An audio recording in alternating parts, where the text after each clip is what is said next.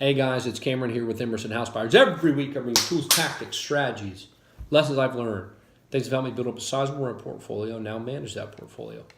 Today I'm taking a question from Jake. He's a subscriber. If you guys have any questions, please submit them, shoot me an email, or comment below, and I will answer them as quickly as I can. If it's a quick kill, I might be able to answer it just immediately. If not, I'll create a video because I'm sure somebody else has that exact same question. So Jake asks, hey Cameron, since I last emailed you, I've worked out my first deal and your videos have helped me a lot. Thanks, Jake. Glad they're helping.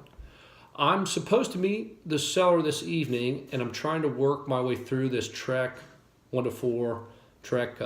I assume this is the single or the single family contract, the standard one that we use, that if you guys haven't seen, go up here and see how to fill that out. Is number 3 the sales price? That's his biggest question. Since my plan is to use hard money, I'm not sure if that's considered a cash sale or third-party financing. There's other questions I have, but can you point me to where I can learn the ins and outs quickly? Any help is appreciated. Thanks again. So Jake, to answer your first question, number 3 on the TREC contract, if it's hard money, we always put it down as cash because hard money is like that. To the seller, doesn't change. We always did that. I can't say what you're, again, if I don't know if you're a realtor or sales agent or not, but I would ask them, and they might have a different way of doing things. But when I was not an agent, we just literally would put the hard money as cash.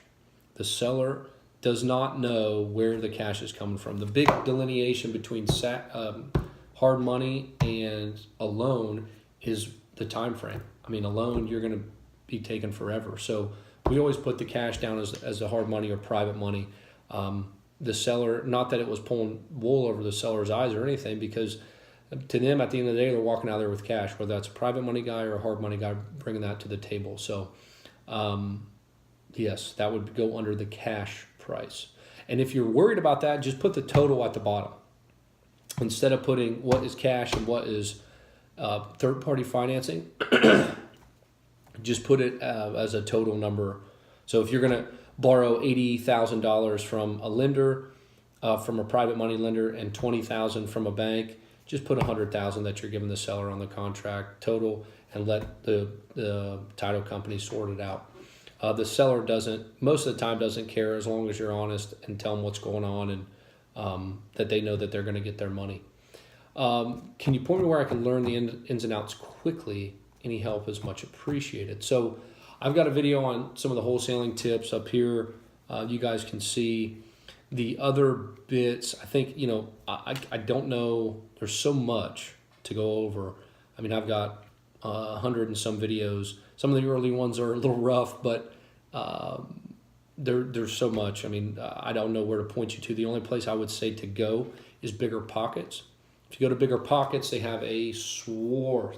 I mean, just an unbelievable amount of information on there. Some good, most good, some bad though. So be cognizant of who you're taking advice from. They have, I mean, I don't even know how many million subscribers or people that are on their website, but there's a lot of great knowledge on there, a lot of good information, articles, like I said, blogs, and forums where you can ask and answer questions. Just be cognizant of who you're getting information from. I don't think I can stress that enough. Some people claim to be gurus and they're really not. They don't know what they want to act like they know. So that would be my only thing. Bigger Pockets is the best source. They also have a podcast, which I'm very, I listen to every week. I mean, I've been listening to it since day one.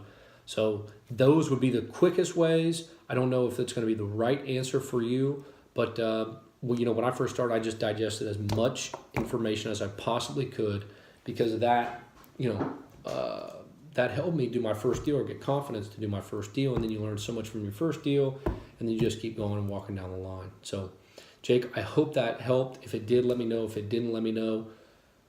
I'm sorry I can't tell you how to get some of these answered very quickly, but I think Bigger Pockets can be the best resource. If you have any other questions, feel free to email me or comment below, and I'll answer them. I'm sure somebody else has the same question, so don't be shy.